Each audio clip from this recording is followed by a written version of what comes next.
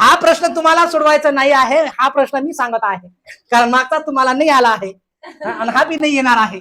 पहा, ए आणि बी यांची लांबी एकत्रितपणे पहा ताई, लक्षात घ्या, शॉर्टकट सांगत आहे. पहा, ए आणि बी याचा अंतर किती आहे? ए आणि बी चा एकत्रित अंतर 660. लक्षात घ्या, 660. शॉर्टकट सांगत आहे थोडे सर. बघा, याच्यामध्ये सांगितलं ए आणि बी यांच्या वेगाचे गुणोत्तर 5 यास 8.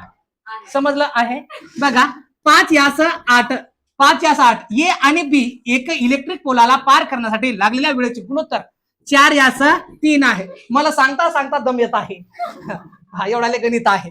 बघा, आता सरळ सोपं सांगतो दादा, काय करायचं, याचा उभा गुणाकार करायचा आहे. मागं मी तसं सांगितलं, मी सुरुवातीला आपण प्रमाणाचं गणित घेतो होतं, मागं प्रमाण तयार करा, उभा गुणाकार करा, आहे का सुरुवातीला? हा, एकदा व्हिडिओ बघायचा आहे. बघा, 4 पंच 20 आणि 8 त्रिक 24 याचा तुम्ही प्रमाण करायचा आहे, कारण शेवट विचारलं 2 ट्रेन लांबीतील फरक किती आहे विचारायचं आहे, म्हणून प्रमाण तयार केलं.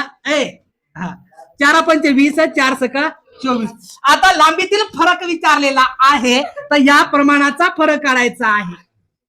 आता तुम्हाला सांगितलं मी, लक्षात. आता पहा, फरक काढायचं सांगितलेलं, सरळ सरळ सांगतो. जनरल किंमत तयार करायची, ही एकत्रित आहे आणि फरक काढायचा. मग एकत्रित म्हणलं तर दोन्हीची बेरीज आली 6 आणि 5 किती? 11. 11 सकी 66. जनरल किंमत किती आली? 60. आता फरक सांगितलं, 5 आणि 6 मधला फरक किती? 1 गुणाकाराला 60 बराबर 60 किलोमीटर त्याचा असणार आहे फरक. समजलं?